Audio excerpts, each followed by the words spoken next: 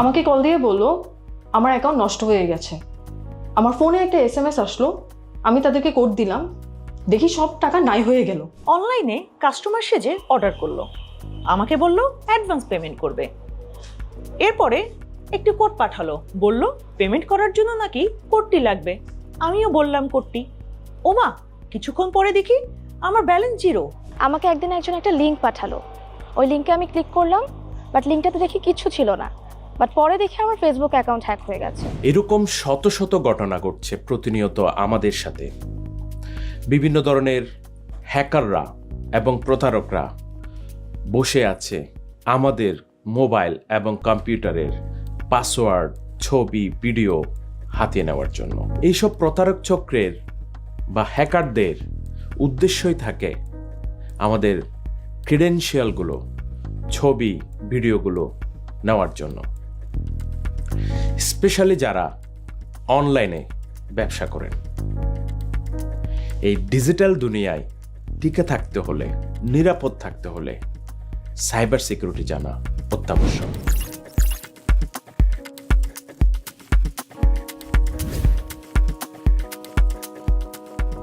আসসালামু আলাইকুম, আমি আরিফ মঈনুদ্দিন, সাইবার সিকিউরিটি নিয়ে কাজ করছি। আজকের এই ভিডিওতে আমি আপনাদেরকে সাইবার নিরাপত্তার বিভিন্ন এসেনশিয়াল বিষয়সমূহ তুলে ধরার চেষ্টা করব। প্রথমেই জেনে নেই সাইবার সিকিউরিটি জিনিসটা কি। আমি যদি সহজে বলি, সাইবার হচ্ছে একটা ইন্টারনেট জগৎ, আর সিকিউরিটি মানে হচ্ছে নিরাপত্তা। সাইবার সিকিউরিটি বিষয়টা হচ্ছে পুরো ইন্টারনেট জগতের একটা নিরাপত্তার বিষয়।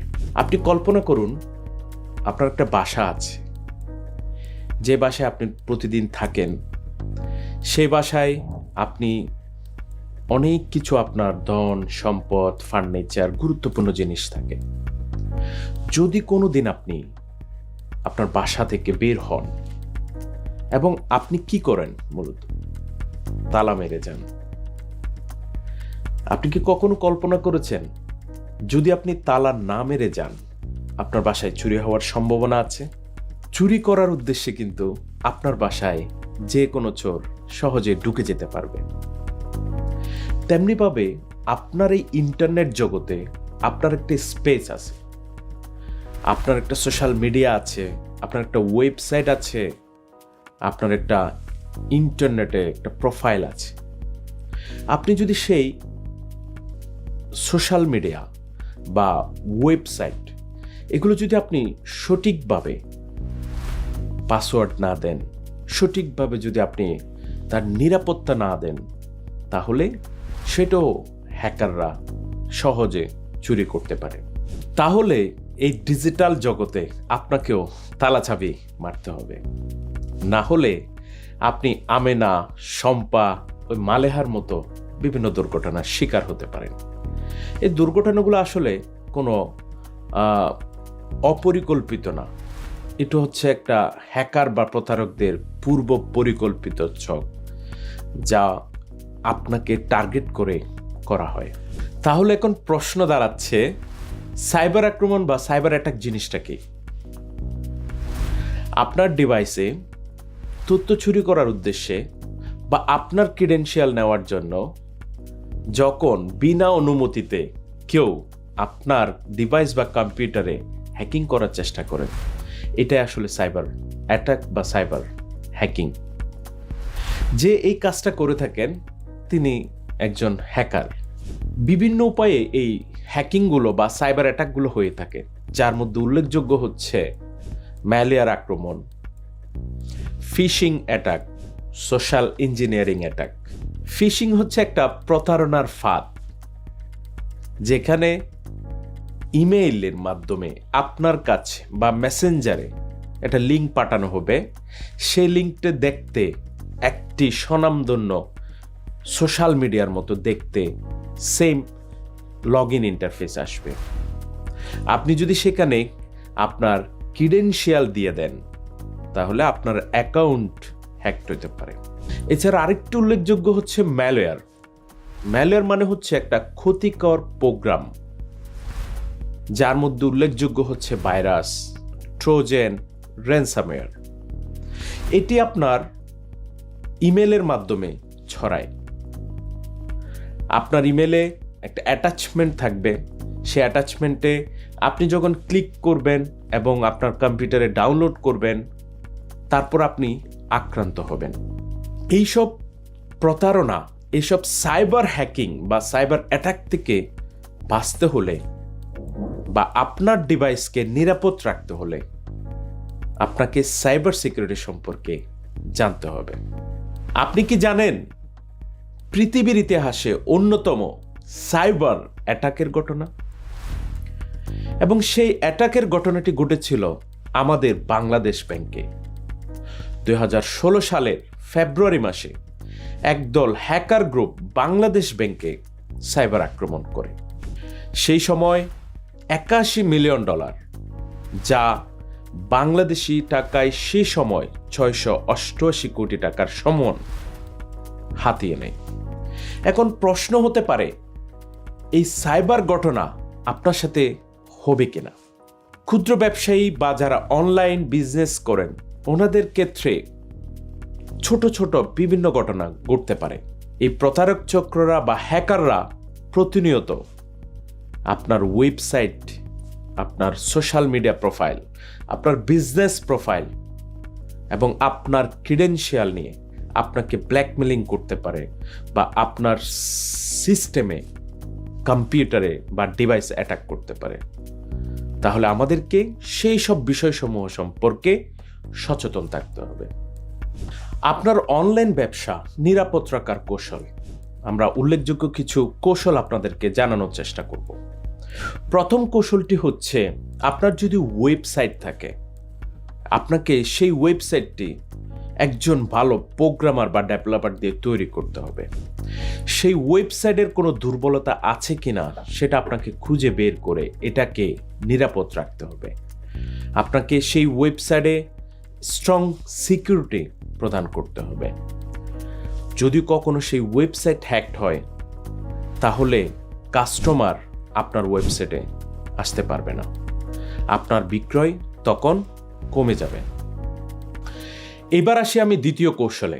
আপনাকে স্মার্টফোন ব্যবহারে সচেতন হতে হবে। আমি একে একে 5টা পয়েন্ট আপনাদেরকে বলবো। প্রথম পয়েন্ট, আপনার স্মার্টফোনের পাসওয়ার্ড আপনি কারোর সাথে শেয়ার করবেন না। কেউ যদি আপনার স্মার্টফোন হাতে পেয়ে আপনার পাসওয়ার্ড ব্যবহার করে যদি সে আপনার স্মার্টফোনে ঢুকে যেতে পারে, তাহলে সে আপনার স্মার্টফোন থেকে বিভিন্ন ক্রিডেনশিয়াল, ছবি, ভিডিও হাতিয়ে নিতে পারে এবং আপনাকে নিঃস্ব করে দিতে পারে। পয়েন্ট নাম্বার 2, আমাদের কাছে বিভিন্ন সময় SMS এর মাধ্যমে বিভিন্ন লিঙ্ক আসে। ঘরে বসে প্রতিদিন এত হাজার টাকা ইনকাম করুন, আপনি লটারিতে এত টাকা পেয়েছেন, এবং সেই SMS গুলোতে একটা লিঙ্ক থাকে, যে লিঙ্কে ক্লিক করলে আপনাকে একটা ইন্টারফেস শো করানো হয়, যেখানে আপনাকে রিডাইরেক্টেড করে একটা ফেক ওয়েবসাইটে নিয়ে যাওয়া হয়। সেখানে যদি আপনি ক্রিডেনশিয়াল প্রদান করেন, তাহলে আপনার সেই অ্যাকাউন্ট হ্যাকারদের আয়ত্তে চলে যায়। এরকম হ্যাকাররা বিভিন্ন ধরনের ফিশিং লিঙ্কের মাধ্যমে আমাদের ক্রিডেনশিয়ালগুলো নিয়ে যাচ্ছে। ফিশিং মানে কি? ফিশিং মানে হচ্ছে কোনো একটা স্বনামধন্য ওয়েবসাইটের সেম একটি নকল কপি, যা আপনার কাছে রিয়েল মনে হবে। আপনি সেই ওয়েবসাইটে যখন ক্লিক করবেন, আপনাকে তখন লগ ইন করতে বলা হবে। আপনি আপনার ক্রিডেনশিয়াল যখন দিবেন, হ্যাকার তখন সেই ক্রিডেনশিয়ালটা পেয়ে যাবে, যার মাধ্যমে আপনার সোশ্যাল মিডিয়া রিলেটেড তথ্য এবং আপনার বিভিন্ন ধরনের গোপনীয় তথ্য তার কাছে চলে যেতে পারে। পয়েন্ট নাম্বার 3, আমরা কখনো কারোর সাথে কোনো ব্যাংক অ্যাকাউন্ট কিংবা মোবাইল ওয়ালেটের পাসওয়ার্ড বা কোনো ধরনের তথ্য শেয়ার করব না। অনেক সময় আমাদের কাছে কল দিয়ে বলতে পারে যে আমাদের এই সেবাটি নেওয়ার জন্য বা আপনার অ্যাকাউন্ট বন্ধ হয়ে যাবে, এইভাবে আপনার কাছে পাসওয়ার্ড বা ওটিপি চাইতে পারে। ট্রেডিশনাল ব্যাংক বা আপনার যে মোবাইল ফাইন্যান্সিয়াল সার্ভিস যারা প্রদান করে, ওরা কখনো আমাদেরকে এই ধরনের তথ্য চাওয়ার জন্য ফোন দেয় না। পয়েন্ট নাম্বার 4, কোনো অপরিচিত নাম্বার থেকে আপনার কাছে কল আসলো, কথা বলছে না, 10 সেকেন্ড পর আপনি কলটি কেটে দিন। বা অনেক সময় বিভিন্ন প্রসঙ্গ টেনে আপনার কাছে অযথা কথা বাড়াচ্ছে, আপনি সেটি কেটে দিন। কারণ আপনার ভয়েস ফ্রিকোয়েন্সি রেকর্ড করে পরবর্তীতে আপনাকে বিভিন্নভাবে ব্ল্যাকমেলিং করতে পারে। সো আপনাকে এই বিষয়ে কেয়ারফুল হতে হবে। পয়েন্ট নাম্বার 5, সোশ্যাল মিডিয়াতে অনেকে ক্রেতা বা বিক্রেতা সেজে আপনাকে বিভিন্ন প্রোডাক্টের লিঙ্ক দিতে পারে। আপনি সেই লিঙ্কে ক্লিক করার ব্যাপারে সতর্ক থাকুন। উনি প্রশ্ন করতে পারে আপনাকে, এই লিঙ্কের মতো বা এই প্রোডাক্টের মতো যে লিঙ্কটা দিয়েছি এরকম কোনো প্রোডাক্ট আপনার কাছে আছে কিনা। তখন আপনি একটু কৌশল অবলম্বন করতে পারেন। আপনি বলতে পারেন, আপু বা ম্যাডাম বা স্যার, লিঙ্কটি কাজ করছে না, আপনি একটু দয়া করে স্ক্রিনশটটি পাঠান। এছাড়া যে কোনো স্পন্সর্ড কন্টেন্ট বা কোনো অফার রিলেটেড লিঙ্কে ক্লিক করার আগে অবশ্যই আপনাকে সাবধান হতে হবে। যদি এইসব লিঙ্কগুলো ফিশিং মনে হয় তাহলে আপনি অবশ্যই স্কিপ করে যাবেন। মোবাইল ব্যবহারের ক্ষেত্রে আপনি অবশ্যই এই 5টি বিষয় ভুলবেন না। আমরা আবার ফিরে যাই আমাদের অনলাইন ব্যবসা নিরাপদ রাখার কৌশলে, যেখানে আমরা 2টি কৌশল সম্পর্কে জেনেছি। এবার আমরা জানব 3য় কৌশল। অনলাইন ব্যবসার ক্ষেত্রে আমাদেরকে অবশ্যই নিরাপদ পেমেন্ট গেটওয়ে ব্যবহার করতে হবে। পেমেন্ট আদান এবং প্রদান উভয় ক্ষেত্রে যদি আমরা নিরাপদ পেমেন্ট গেটওয়ে ব্যবহার করতে না পারি, অবশ্যই আপনি ক্যাশ অন ডেলিভারি সিস্টেম চালু করতে পারেন। 4র্থ কৌশলটি হচ্ছে, আমরা অবশ্যই মিনিমাম 8 অক্ষরের পাসওয়ার্ড ব্যবহার করার চেষ্টা করব। অনেক সময় বিভিন্ন প্ল্যাটফর্মে 4 বা 8 ডিজিটের পাসওয়ার্ড মধ্যে রাখতে হয়। সেখানে আমরা চেষ্টা করব অবশ্যই আমাদের পাসওয়ার্ডটি স্ট্রং হয়েছে কিনা।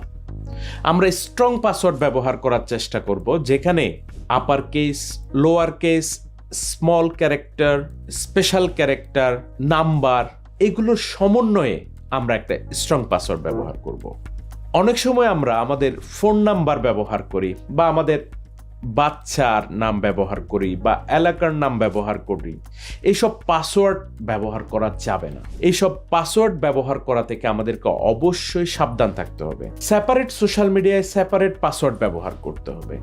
যেমন ফেসবুকে, ইনস্টাগ্রামে, লিঙ্কডইনে আলাদা আলাদা পাসওয়ার্ড ব্যবহার করব।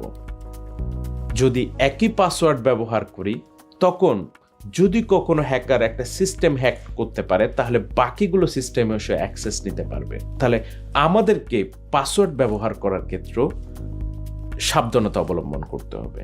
সর্বশেষ কৌশল নাম্বার 5, সফটওয়্যার ও অ্যাপস আপডেট রাখুন এবং 2 ফ্যাক্টর অথেন্টিকেশন চালু করুন।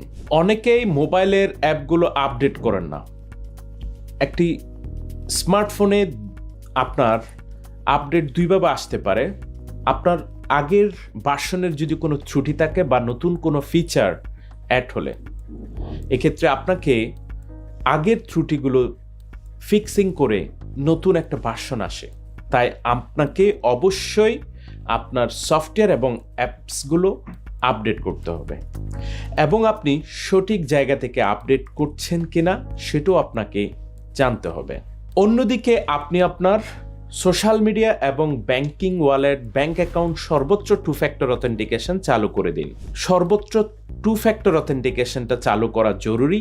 তবে আপনার যে গুরুত্বপূর্ণ মোবাইল ডিভাইস, স্মার্টফোন এবং সোশ্যাল মিডিয়াগুলোতে 2 ফ্যাক্টর অথেন্টিকেশনটা ব্যবহার করা খুবই জরুরি।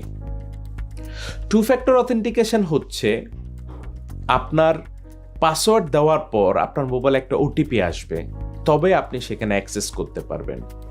যে ক্ষেত্রে একজন হ্যাকার আপনার পাসওয়ার্ড পাওয়ার পরেও আপনার অ্যাকাউন্টে ঢুকতে পারবে না। লাস্টলি একটা হ্যাক বলি, যদি আপনার এমন কোনো সম্ভাবনা থাকে যে আপনি পাসওয়ার্ড ভুলে যাচ্ছেন প্রতিনিয়ত, তাহলে আপনি সেই পাসওয়ার্ডটি একটা ডায়েরিতে লিখে রাখতে পারেন এবং অবশ্যই সেই ডায়েরিটা একটা সেফ জোনে আপনাকে রাখতে হবে। কারণ যদি সেটা অন্য কেউ পেয়ে যায়, তবে আপনার ক্রিডেনশিয়াল সে পেয়ে যাবে এবং আপনি ক্ষতিগ্রস্ত হবেন।